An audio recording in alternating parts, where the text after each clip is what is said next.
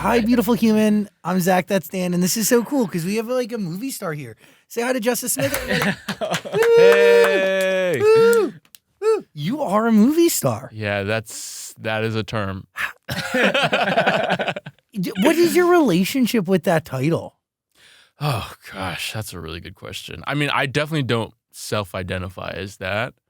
I identify as an actor. You know, everybody has to have a job under American capitalism. That's the way it works. Taxes Yeah. were. I just paid them today. I gotta pay mine. Yeah. So this just happens to be my job. You know. Is that really how you look at it? Yeah, I think it's like I'm very grateful that my job is also something that I love to do. I don't know if I would have fared well in a 9-to-5 at a desk. My job doesn't feel like a job most days, but some days it does. I want to talk about like the story and what this craft genuinely means to you and how you got here. But let's start first with the movie that is out now that is a major blockbuster. Now You See Me, Now You Don't. Took him 3 movies to finally pull that one out. Bravo.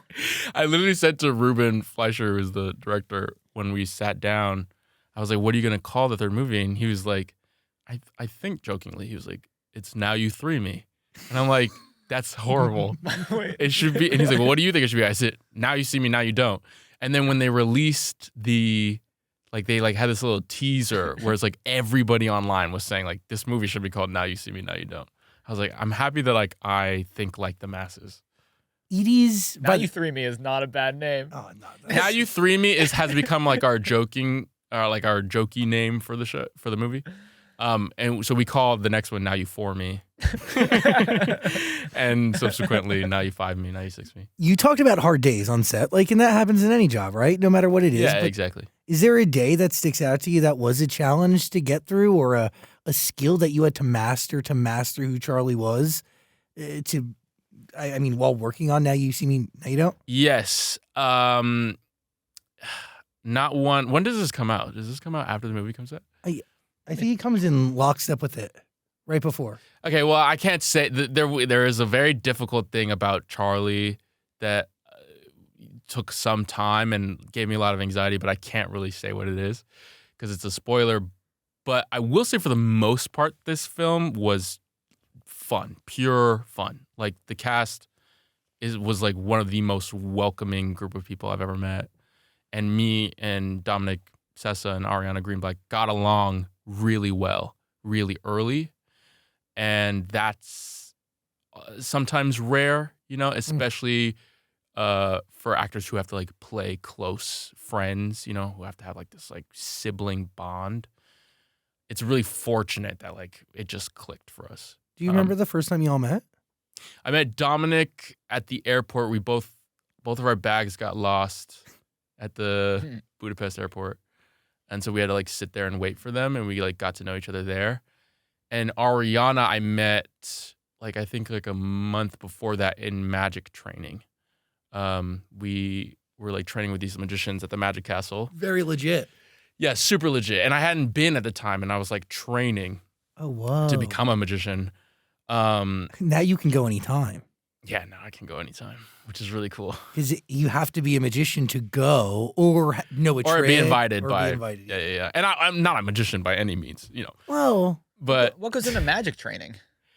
So at the time the script wasn't set, so we weren't sure which tricks I would be doing in the movie. So I was learning everything. I was learning like all these different card tricks and card flourishes, and just like how to like handle cards. And then the script got finalized, and I didn't end up doing any of those. So now I just have like I know how to do all these card things that I don't need to know how to do. what a great skill to just have. I definitely have lost it though. Like I don't remember most of them. The only thing that stayed with me is how to shuffle. Like I know how to shuffle now, which is cool. Oh, interesting. Because I was one of those people who like put all the Uno cards on the table and just move them around with my hands. Oh, or I would do like the thick shuffling where I would just like take like chunks of the cards and move them around. Yeah, now I could do the whole bridge and all that cool stuff and like that's flare the cards and stuff. Anything like that surprise you? Like, is there, I mean, anything about magicians that surprised you throughout this process? I mean, this is going to be like an actory kind of answer, but I was really interested in what made a person become a magician. Like, there's a bunch of different reasons why someone becomes an actor, like sometimes it's just like a fundamental need to be seen. Sometimes it's like a catharsis of feeling.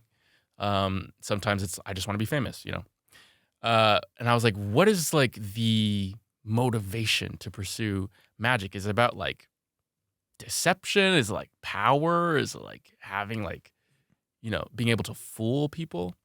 And Ben Seidman, one of our teachers, who's an incredible magician and specifically a pickpocket, he was talking about how when he was a kid, he saw a magic act and he had such a profound sense of awe. And he knew that he wanted to evoke that in other people. And I was like, that's really pure. Like, I know that as an actor, I love when I like make people laugh or I make people cry. And I can connect to them through like an emotional lens. But magicians evoke like such a specific feeling in people. It's like, it's not just surprise, it's not just shock, it's awe, And that's a big one. Yeah, and so like the pursuit of awe was just really poetic to me. Yeah, so that was like the thing on like just like on a heady level that like really stuck out to me. What was Charlie's why? Why was Charlie pursuing magic? Again, I can't say. That's a big thing. I mean, I think that here, this is what I can say. He was an orphan, and he was a huge fan of The Horseman growing up. And he is kind of like the designer of all of the new horsemen, if that's what you want to call them, all of their tricks, right? He's more behind the scenes, and he has more of an aversion to being front and center in the spotlight. Even though he has such a reverence for magic and like can name off like historical facts, like they're all just like so forward in his head. So I definitely like when Atlas, Jesse Eisenberg's character, invites them to like go on this journey with him, I think that's definitely like his dream come true. That's definitely like a motivating factor for him to like be this agent of justice while using like his passion to achieve it, So that's what I'll say is his why. The movie's great. You saw it? Yeah. Yeah. Okay, cool. Good. It's really good. Good to hear. I mean, like, dude, I love this series. So it's like you're taking on something big. Do you feel that in the moment? No. But it's also like, really? No. Because it is like a sleeper community that's obsessed with these movies. Yo, it's insane. It is sleeper, though. Like, they're out there. Like, I didn't even know, like, my boyfriend was obsessed with them for a long time. Every single person that I tell that, like, when I first got it, that I told that I was going to be a part of it, would, like, actively, like, have heart palpitations. Like, they were obsessed with it. It's and crazy. I guess I missed, because I hadn't seen the movies. I saw them when I got the call, but I hadn't grown up with them. I didn't see them before. So I didn't really have that connection but like I realized like so many people, there's like huge fan base for it, which is also beautiful because it's really hard to get that for like original ideas. You know what I mean? Like it's hard to build a fan base like that for like an original movie. Have you asked yourself why people trust you with rather large IP that has massive communities attached to it? I don't know. It is accurate though, right? Yeah, I've done quite a few. Dungeons and Dragons. Yeah. Pikachu. Yeah. Like, dude, they trusted you to essentially be like, what is the next version of Ash Ketchum? Yeah. Like, what the? That's a crazy thing. Yeah. I still don't know why, but I really thought that my career was gonna be completely different. Like went into this thinking that I was gonna like wait tables and like live with a bunch of roommates and like be in like have like one line in some indie darling, you know, and that would have made me so happy. Like, and very early on, like I did Jurassic World, like this huge franchise movie, and it took a second for me to adjust like to the life that I didn't expect, you know, like I always knew I wanted to be an actor, but I didn't know like necessarily what path my career was gonna go on. But I've been asked a lot, like, do I feel the pressure of, you know, the fan base, or like if I'm a part of a franchise, like do I feel the pressure of like honoring? But is it something franchise? about you too? Like what, you know? What is it? I don't know. Like someone looks at you and goes like, dude, this guy can carry Dungeons and Dragons. I don't know why. I really don't know why. Like D&D is huge. You know, maybe it's, and this is gonna become a therapy session. Maybe it's because Dungeons and Dragons I had always been fascinated by, but I wasn't in that fan base until after the movie, and so again I didn't feel the weight of the fan base. You know what I mean? Like because I didn't know it. In the same way with Now You See Me, like I wasn't related to I didn't have a personal connection to the movies, so I didn't feel the pressure. And you go in really blank slate, I'm assuming, when you're approaching these roles. Like, because you don't have that deep, there's no, like, preconceived ideas or notions or understanding. Exactly. Which I think is good. I think when you're trying to, like, craft a character and just, like, do your job, I think that's ideal. Is there a through line to how you prepare for auditions that you feel like works for you, that has landed you things that you've had your eye on? Because I'm assuming you still have to audition to a certain degree, because I do. Yeah. These are huge, like massive IP. They probably test a lot. Like, yeah. Now You See Me, I did not audition for. I just met with the director. Dungeons, I auditioned for. Pikachu? I auditioned for, yeah. Jurassic, I auditioned for, yeah. Now You See Me is the first one I didn't audition for. They're like, dude, this guy's carrying like 4 others. He'll be okay. But is there a through line on how I audition? Not necessarily. I learn the lines and then I do it. Like, any rituals? Anything like? No. I mean, every project is different. Every character kind of feels different in your body. Every director is different. Every like co-star is different. And so there's like I guess what the base thing is just like kind of like being present, you know, that's the through line really. And like finding what process works for you on a specific job. But like, is it the process always different? Yeah, usually. Sometimes I'm like in character, like off camera, or like I have playlists. And sometimes I'm like, I learn my lines the day of, and I'm just present and I'm just improvising, and it just really depends on how it's connecting to me in that moment of my life or whatever. Well, can we talk about the different approaches to the different roles? Because I got to say, like, you have managed to balance this beautiful thing of like incredible blockbusters, but also beautiful indie movies with integrity of all sizes. And like, it's really, Thanks, man.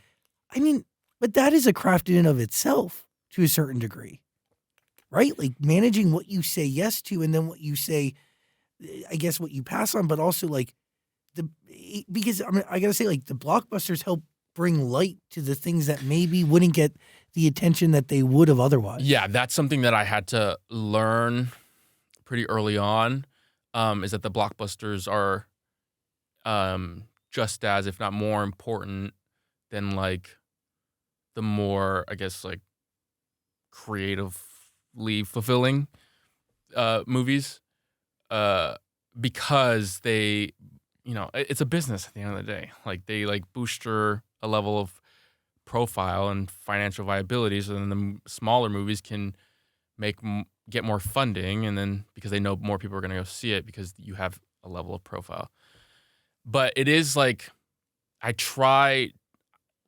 think I have more of a balance of it now, but like it was really hard for me at a time to grapple with how much I loved doing this and how much I wanted it to like just be my art, my pure expression, and also understanding that it's a job and I also have to make money. Dude, I saw the TV Glow is a great example of that. Owen is this. I mean, first of all, your performance is haunting, and like it does really it stays with you for days. But that's Thanks, a character that like deserved the attention that it got, and a movie that deserved the attention that it got. But it probably wouldn't have happened if you didn't do 100%. the blockbusters that you've 100%. You've done. That's exactly right. So it does require a lot of patience, I will say. You're playing a long game. It's a marathon. Not It's a sprint. long game. I'm in this for the long run. I think early on, can I speak? You got this. I think earlier on in my career, I was just like really conflicted and just being like, I want to do the things I want to do now. And now that I'm 30, I'm like, okay, yeah, I actually want to do all of it, and I have a whole lifetime to do it. So let me just take my time. I saw the TV Glow is like one of my favorite projects I've done. I love that project so much. Do you remember the first time you read the script? Yeah, I was in New York. I was doing Sharper, which is this project I did with Julianne Moore, and I read it, and I was like, I have no idea what the fuck I just read, and I have to do this movie. And I met with the director, and they explained it to me, and I like understood it. I understood like the allegory and the references, and I remember like Jane like trying to kind of coming into the meeting like trying to like convince me to do it, and I was like, I'm trying to convince you just to let me do it. Like I have to do this, and Jane was like, great, like we're on the same page.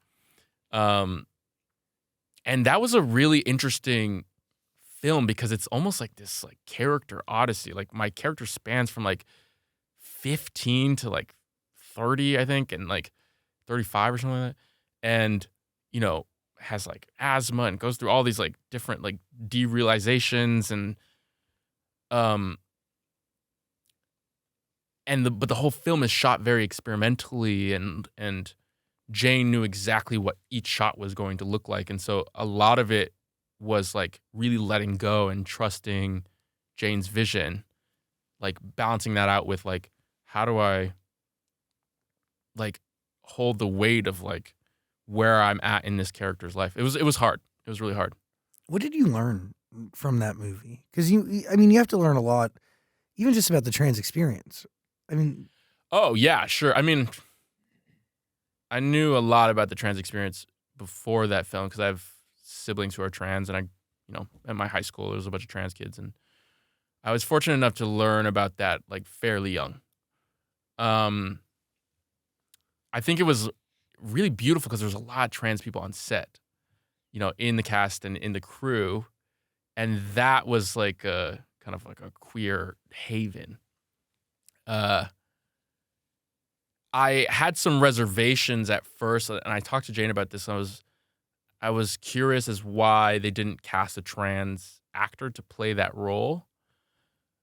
But when they made me understand like how me as a cis person I'm like being used as kind of like a device for the like structure of the movie, because I mean, spoiler alert, it's like my character lives in this like nightmare realm and I am actually the girl from the other realm, and you saw the movie. Yeah. So like it wouldn't necessarily make sense if I was a trans actor because they're like trying to like it's like the metaphor can't really exist if I like it. Anyways, No, it completes the whole thing. but that was a big concern of mine because I'm really passionate about like those kind of politics and trans people being allowed to play trans characters, but I also am passionate about trans people telling their stories the way they want to tell them. So that was a bigger priority for me. Do you feel like films like that could really shift hearts and bring visibility and education to the queer community? Yeah, 100%. I mean, the thing that is amazing about that film is it connects with so many different people, but not everybody understands it. Yeah, you have to really dive into it. Yeah, there's so many people who don't understand how it's a metaphor for transness, which to me is, I'm like, really? You don't get that? But sometimes that's even more impactful to a that's what I'm certain degree. saying. Yeah, it's like, I think that's why Jane is such a great artist, because I think powerful films do two things. They reflect something back to you, but on a surface level, they entertain. So if you just view the film on a surface level, you're like, I had a great time. That was so fun. That was so impactful, and I don't even really know why. But then you can like read an essay about it and get more of the meaning. I think it's important that films that are didactic and just have a message with no entertainment value, I don't. I don't prefer films like that. Totally. Well, they don't resonate the same way. They don't resonate, yeah, because I think the nature of film is that it's supposed to affect you emotionally. Yeah, and it is supposed to provide an escape at the same time. Yeah, exactly. It's a beautiful mechanism. It is. For communication. It is. Really, it's wild. You know, we usually talk to a lot of musicians and we talk to actors, you know, from time to time. And it's like, it is a special thing. Like there's a huge responsibility and a weight, but also it's not just you, it's the director and the writers and the grips. And it's such a team sport in a way that like, it's like really kind of hard to wrap your mind around. Like any one of those things could fall out of place and the movie would not be what it is today. And like without the right editors, like you know, your job would come off totally different. Oh, editing is a big thing. There's so many performances that I've done where I'm like, oh, that's how it's edited. Okay, got it.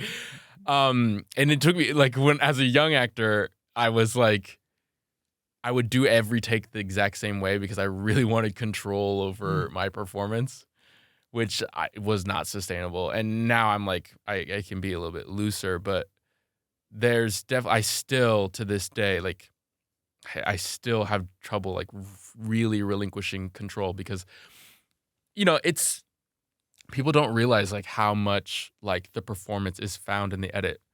Like there's a lot of actors who, you know, how do I word this without sounding like a bitch? There's a lot of actors who are not that great, but they're like, they can be edited really well. They find them in the edit. Yes, they find them in the edit. There's a lot of actors like that, surprisingly. And there's actors who are amazing, but like their takes are too, there's too many variances to their takes. Interesting. And so when they're pieced together, it it feels a little more disjointed.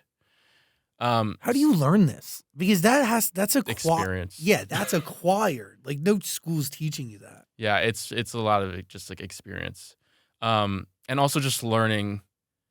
Like if you're like doing like a scene a certain way, and a director comes up to you and is like, "Can we just do one take like this?" You're like, "No." Because I know you're going to use that take in the edit because all you need is one take. And I know that what I'm doing is going to be better in the long run. It's like you have to. Oh, interesting. Yeah, you have to. It's a whole balance. Ideally, if you trust your director, then like you don't have to worry about that. But sometimes sometimes your director doesn't, like they don't know it until they see it in the cutting room. And like they don't understand like what you're doing in the long run. At what point in a process do you realize this? Or could you realize this? Realize that the director may not like, that you have to actually like stay consistent with your takes to get the performance that you're looking for. Yeah, well, to an extent, you have to do that always. Like that's kind of just the part of the job. But I think that like sometimes, like it's usually early on in the process when you're in the first week of shooting that because we don't shoot in order, you know, like say we're like shooting a scene in the middle of the movie, right, on like the first week, and you as an actor understand where your character is in the story and what you're going to do for the beginning of the film and what you're going to do for the end of the film, but the director hasn't seen it.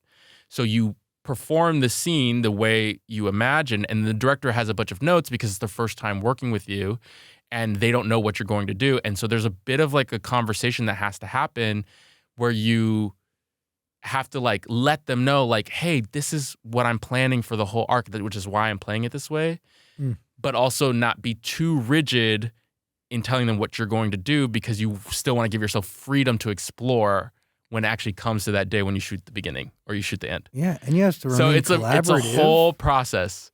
Yeah, and 100%.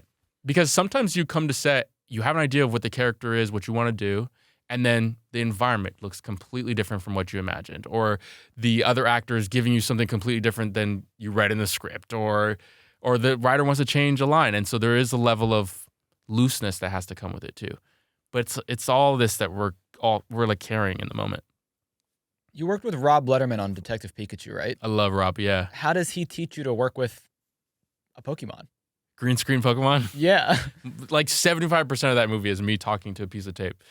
You did a great job. Thanks, Zach. We had a puppeteer who was like operating this green screen Pikachu, and who would read lines off camera. Ryan was actually there the first week, and we shot some scenes with him off camera so we could like improvise and we could like talk over each other, which I always love improv, and like I like when dialogue feels loose. So that was really fortunate because I got to get a sense of Ryan's rhythms. And then when Ryan left and I just worked with like the puppeteer and the reader, it was it was hard, but I think I went to a performing arts high school, and we do a lot of monologue work there. I don't know if you've ever done a monologue before. I have. Yeah, so you understand like creating Everything. Yeah. You know, you're talking to someone, but really nobody's there. So it's the same idea. It's like just imagining how the other person, aka Pokemon, is reacting to you. But it's hard. It's hard, and also, yet I feel like I had more control because I get to decide how he's reacting to me. By the way, that's fascinating too. Like, you get to control how he reacts, but then because ultimately Ryan just comes in afterwards. Exactly, and also the animators have to like animate Pikachu in an appropriate response to what I'm doing. So that was fun. I had a lot of fun. Can we talk about like how you grew up? You grew up with obviously a lot of siblings. Yeah. And you went to it was in Orange County. Mm-hmm. Orange County School of the School of the Arts. Yep. You went on a scholarship. That's a big deal. Yeah, I grew up fairly poor, and it was an independent charter school, which was like predominantly donation based. So a lot of kids got in the school because their parent was like the CEO of Juice, and like paid to like let them in the school. But I didn't have any money to do that. So You had talent. yeah, some. What are at you the time. talking about? At the time, Well, but like you I was a high schooler. And you also came from like a very musical family, right? Yeah, both my parents were singers. Yeah. And your name is Justice Smith because your mom wanted the crowd to chant justice. Yes, that's right. I mean, that's iconic. Yeah, I mean, it's also like they clearly had a vision for my life that I didn't end up fulfilling. I mean, I guess in some ways I In did. some ways, you definitely You're did. yeah. But like also acting was my rebellion against like singing, Really? like being in a singing family. Yeah, because anytime I would like sing in the car, my parents were like, sing from your diaphragm. And where's your tone? And you have to, your mouth has to be open. And I was like, it just like put a bad taste in my mouth. So I was like, I don't want to do that. But I would like still like sing and like do music in like my bedroom, like privately. But acting was my real passion. How'd you tell him you wanted to act? I wanted to do it since I was like little kid. It was super easy because I was just like in all the school plays, and then I wanted to do all the community theater plays, and then I wanted to be in the drama class. Like they got it really early on. What do they think now? How proud are they? They're very proud. I mean, like, My parents are very proud. They're very, very proud. They also I have a complicated relationship with my parents. as do most. Yeah. they're very proud of me. And also, there's my dad is always like, when are you going to be famous? No way. Like, I remember, like, my dad one time at the Pokemon premiere, like, asked my publicist, he's like, well, yeah, when is he going to be, like really famous where I can, like, say, like, to anybody? I'm like, Dad, I flew you out to New York to, like, a premiere in which I'm the lead actor of this, like, huge movie. But, so, yeah. So, it's like, but they're always telling me that they're proud of me, you know? It's just, I think, they also, I think, always want more from me. I get it. Yeah. My parents are the same way. Yeah. There's really no like accepting or understanding of where I'm at and like an accepting of this. Exactly. And, It's like, it's what's really cool. next? Yes. I'm like, okay. It's like, let me breathe. Yeah, I know. I'm like, this isn't enough. What? Like I hope, like I once said to my mom, I was like, I want to know that, see, this is really going to become a therapy session. I want to know that, like, if I were to, like, quit all this right now, that you would be still proud of me. Like, you would still be happy, you know? And what'd she say? She said she would, but I didn't believe her. Really? I get it. No, just the way my mom moves. She just, like, I don't know. Both my parents, like, sometimes I wish I had parents who didn't care about this kind of stuff, you know? But both my parents are, like, they're singers, and they were struggling artists. They weren't, like, successful singers. They were, like, doing singing competitions. They were, like, hosting karaoke shows. Like, they were singing in bars and lounges to make money. And they had dreams that didn't really come true. So I get that they, you know, want to live vicariously through me. I totally understand that. But it's also a lot of pressure, you know, to, like sometimes I'm like, I wish they were just, like, a doctor and they, like, looked down at what I did. And, you know, but it is what it is. I understand that. Yeah. I do relate to that. My parents also acted and they did murder mysteries growing up. Yo, that's cool. Yeah, they had like a traveling murder mystery thing. Yo, that's sick. That was like a thing in the early 2000s, you know? Yeah. It's a different world. But I understand, like, because everything, even though there is like a boundary that I've kind of created over the years, there is like every little thing. There's like a sense of like, they're there too. You know what I mean? There's like a deeper sense of investment outside of just like pride, you know? Yeah. It's also playing it like how they would play it. Does that make sense to a certain degree too? Yes. It does feel like a piece of this is theirs, you know? Like they want a piece of it, which just makes me feel like weird. I'm like, can it just be my job? It's just my job at the end of the day. Has it always been like that to you? Like my relationship with my parents? Or your relationship with your job, that you just see this as a job? No. It took a long time for me to, when I wanted to be an actor, I didn't know it was a job. That wasn't registering to me. I wanted to, like, in proper theater kid fashion, I wanted to, like, be a craftsman. I loved human behavior and I wanted to study it. And I had this interest in psychology and why people did the things that they did. And it was all from, like, that angle. I also just, like, you know, Viola Davis, who's one of my favorite actors of all time, has this quote in her book where she talks about, you know, acting was like the one, I'm butchering it, but acting was the one safe space in which she could be messy and be applauded. And that was exactly, you know, I had a very tumultuous childhood and like with like a lot of mental strain, and acting was my catharsis. Acting was my therapy. And when I started to work, I was like, oh, I can make money doing this? This is great. I didn't know that.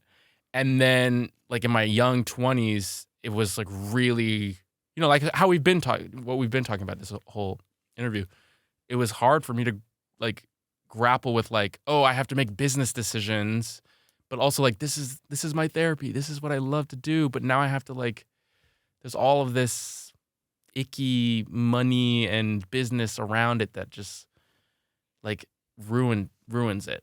Now I think I'm on the other side of that, and I think I know how to preserve my spiritual connection to what I do, and also like be like, okay, cool, I need to make money, you know, the balance. How do you, by the way, like you have compared acting to oxygen, right? Like this is Fully. You need this to live. Fully. And it is hard when that oxygen does get polluted by outside sources or just money, parents, work, what have you. Fame. Yeah, fame. That's a big one. Because that puts a lens on everything. Yeah, I don't think it's natural for people to know everything that everyone thinks about them. Like, I also think that's I agree. a traumatizing aspect of social media is like you get everybody's raw and filtered opinions, good or bad. Instantly. Yeah, and I think we're actually supposed to have opinions of people that we keep to ourselves. Totally. Or like, let me hear it from someone else in passing, Yeah. just by chance. Like, let me hear Yeah. you talk shit about me. Exactly. From like Joe at the grocery Yeah. store. Or even, honestly, say it to my face. Oh, that would be nice. That's even better. I think with the internet, I'm going to sound like a technophobe when I say this, but like with the internet, it does give people like this anonymity where they feel really uninhibited to say their like most unfiltered thoughts that they would never say to someone's face. Well- And that I think is unnatural because that is like their pure thoughts. That's not like their like what they manufacture to say to someone. So that's really hard to deal with. Like when you're like, oh, I love doing this. I love acting. And then everyone's like, here's what I think about you. And I'm like, wait, I didn't ask for that. I just wanted to. Like sometimes I forget that people watch me. Like I really am doing this for me. And then I go on the street and then someone comes up and I'm like, oh yeah, I forgot that you guys can see that. Like, I don't know how to explain it. So that's interesting. Like all these characters that aren't you do it for you. Yeah, because they are me. I know they are me. I agree with that. I They're- can see the through line pieces of you and everything. Yes. I think I worked with Isabelle Huppert, who's this like French actress, on this play, and she said that like all the characters she plays, she doesn't play characters, she plays states of being. Mm. And I really identify with that. They're just different sides of myself in different circumstances. Like even if they have a dialect or if they talk differently, it's just like me, but if I grew up in the Bronx in 1970s. I wanted to talk about Ezekiel. That's a great, like the right transition because you get that role. Baz Luhrmann's the director, Mm. and you go all in, Mm. and that is like a defining role in your career. Yeah. Fair, right? Like that would change your Yeah. life. Yeah. Would it also change the way you approach things moving forward? Because you got an apartment in the Bronx. Yeah. You like live the life of this MC. Yes. I would it change the way I would approach other things? Was the question? Yeah. Yes, but not in the way that you would think. That was one of the first projects in which I was like, oh, acting isn't just about telling like my story. It's about lending my body to other people's stories. I went into that audition thinking like, I'm not going to get this. And I think that like really freed me up to like do a good job. And so when I did get it, I was like, whoa, this is a huge bridge to gap because gap to bridge. It's a huge distance between No, there me was- yeah. and this character because I didn't really know anything about hip hop. I obviously wasn't from the 70s. I wasn't from New York. I wasn't from the Bronx. To get like another thing that you just had no real attachment to. No real attachment to. You'd find it. Yeah, and so like that process of finding it was really difficult. It took a lot of research, a lot of reading, a lot of music history, and cultural history. And I would try to stay in the vibe of the character off camera too, you know? And yeah, it was an intense time. So moving forward from that, I was like, I don't know if I need to do that every time. I was like, I don't know if I need to go that deep in because I was torturing myself a little bit because I hadn't explored my process that much up until that point. And so I didn't really know how to separate myself from the work. And I was letting things affect me that like shouldn't have. Now I think I have a better grounding in like who I am as a person and what the character is, you know? What changes? And have you ever gone back to that sort of process or something similar at all since? Similar, when I did this show Generation. Really great. Thanks. really powerful. I mean, again, you balance the right, like, it's really special. Thanks, man. Yeah, in Generation, like I was like in character or off camera too, which was really fun. But like again, that one was a little bit easier to do because it was modern and it was like the characters were from Orange County, which I'm from, and like it was just like embodying someone who's like so expressive and free, and like that was a really liberating process. That felt really good. Any of it healing, like kind of revisiting high school a little bit through a different lens? So healing. So healing. Yeah, with like a confidence that I did not have in high school. Yeah, so that was like the most similar to the Get Down experience, but even in that, like I had a good handle of like how to like I had good boundaries.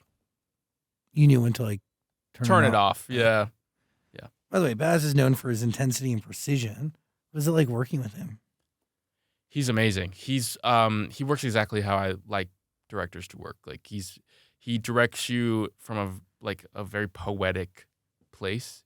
He's all about maximalism and color and performance. Like he's not peeping through the keyhole kind of director. He's very like you're watching a movie or you're watching a show. You're like he likes spectacle, but when it comes to character, he wants it grounded, which I love that balance. Like he was never directing me from a technical standpoint. It was always like, okay, you walk in and you see a giraffe and just take in the giraffe and it's moving through the crowd. It was stuff like that. I just love things like that where I don't have to think that I'm on camera or I don't have to think about hitting my mark. It's just like pure, like in the feeling of it, you know? He's also really creatively impulsive. So it's like we would have sets built and then day in he'd be like, okay, no, we're not doing that anymore. And like everyone would be like, oh shit. Like, Yeah.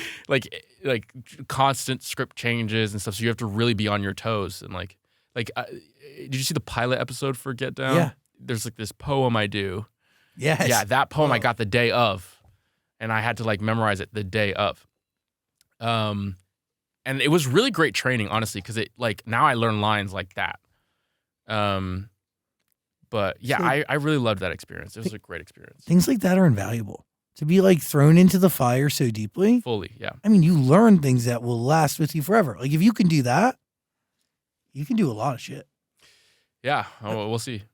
Are you kidding? I wish that show got a second season. Yeah, me too. Every show I've done never gets a second season. Every show I've done. What does that say to you?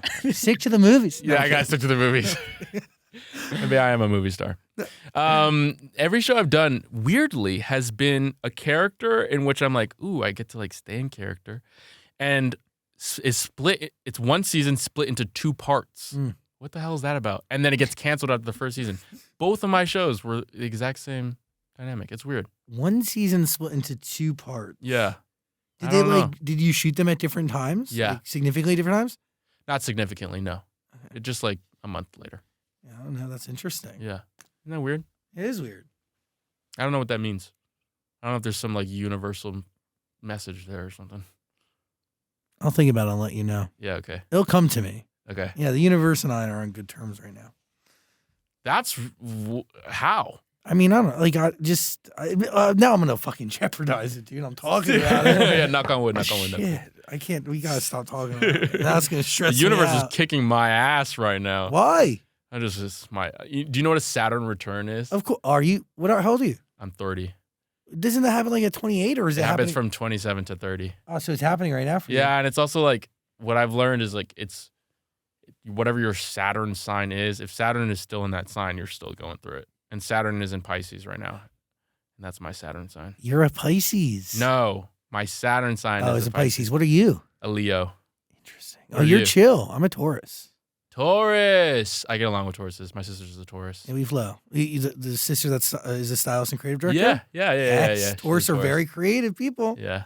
Her name is really cool. Cameo Adele. Yeah, that's right. Dude, I gotta say, your parents know how to name I know. their kids. I know. Like, Yeah, they're really Roy? good at it. Yeah. I don't, and I still don't know which one of my parents named me also because They divorced when I was like 2. So they like, and they hate each other. So they like, so I really think my mom named us because all my other siblings have fairly normal names. Like what? Like what's normal? Like my brother's name is Wayne. Okay. My sister's name is Adrian. Oh, that's It's like Wayne Brady. Yeah, very normal. very common names. Yeah, it could be a neighbor. Relatively common names. Yeah, whereas like, because most of my siblings are half siblings except my sister, Cameo. She's my full sibling. So my mom is the only person who had access to naming us besides my dad. And yet my mom and my dad both say that they named us. And they both have their stories, but my mom's story is a little bit more convincing. It's kind of iconic. Yeah. My dad's story, because my mom's story was the whole like chanting justice thing. My dad's story is like, I'm like, Dad, why did you name me Justice? And he's like, because black people didn't get no justice. I'm like, okay, that doesn't seem like that seems like you just made that up. But I don't know. With my sister Cameo, though, we think that maybe Dad named her because his favorite band was Cameo. Oh, interesting. Yeah. That old like band from what era is that? 80s? 70s? Yes. 80s? Yeah, something like that. It's a good name. Cameo Adele, dude. It is a really good name. By the way, you should see Now You See Me, Now You Don't. It's a great movie. It's waiting for you. You could be a part of the franchise already and you're into it. Go watch. November 14th. What are you thinking? Did you guys feel like the new guys on set? Like you were walking into the set where everybody kind of knew each other and then the three of you were like, oh, we're the new people here? I was afraid of that, but no. As soon as I got to set, Jesse was like, come in my trailer. And sorry, I would love to know what was going on in your head right there. I was making a dark joke, and then I was like, I'm not gonna make that joke. He was like, come in my trailer and have lunch with me, and then he just like sat down and like got to know me, which was really sweet. And all of them like made a habit of like including us in all their inside jokes and like teaching us their games. And like, I remember Isla Fisher at one point, like we had joked, like the horsemen were like laughing about something. And so me, Ariana, and Dom were like, we should laugh louder over here. And Isla, just to be funny, but then Isla was like, wait, do you guys seriously feel left out? Like, no, you can come and touch. And I'm like, Isla, you're the sweetest, like actively like making sure we didn't feel on the outskirts. So yeah, I love these people. Like they really made the experience great. Why'd you say yes to this movie?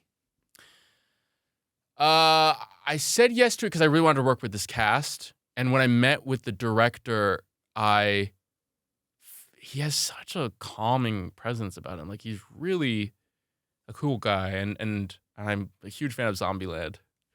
And yeah, I was like, I believe that he's going to shepherd this experience well.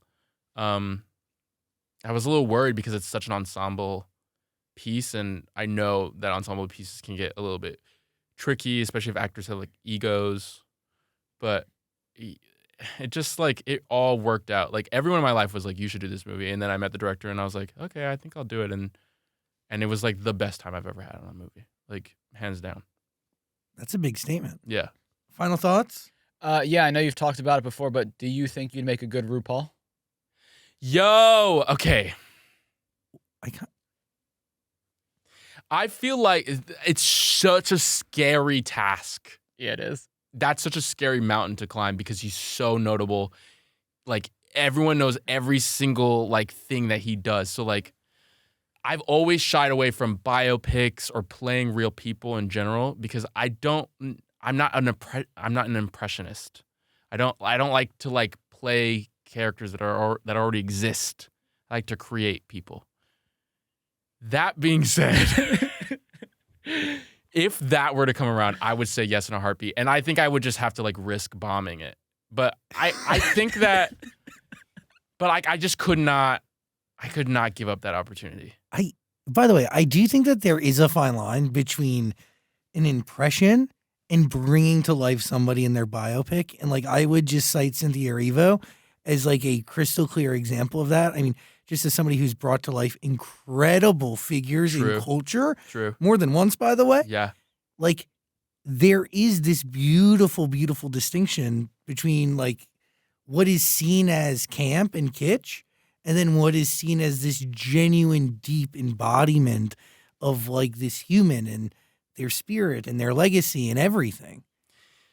You do a great job. Thanks, Zach. And when RuPaul says you, Hopefully. you got to be like, oh, RuPaul that's- wants and that's me also- for a reason. Yeah, that's a big part of it too. I'm Yeah. just like, okay, like he said, yeah, I'm gonna do it. Like, like I can't like say no to RuPaul. So. Sorry, no, Ru, not happening. But someone's got to write it. I don't know who's gonna write it, but I would love to do it. I've already started saving like videos. There's so many videos of RuPaul. Like when he was like in his early 20s in New York. Like I've started like watching all of these videos just on the off chance that it comes around. So yeah, we'll see. Oh, dude, knock on that log. Mama Ru, please. Knock on wood, Mama Ru. Hey, that's very It special. would be cool. I gotta say, you are very special. Thanks. Thanks for your time. Of course. Thanks for having me. This was so fun. Great. Yeah, literally anytime. Sorry, it became a therapy session in the middle there. That's okay. Kind of how it goes. It's fine. Yeah, that's the nature of these things. Yeah, yeah. Do you feel better now? You're like, No. no. We just hope you don't feel worse, because like we don't. I gotta say, like Plateaued. satisfaction's not necessarily guaranteed, but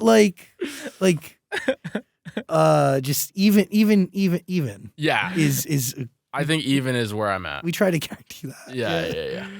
It's always nice. I will say it's always nice to talk to people who feel genuine. That's really nice because it's also rare. Justice Smith. Yay. We did it.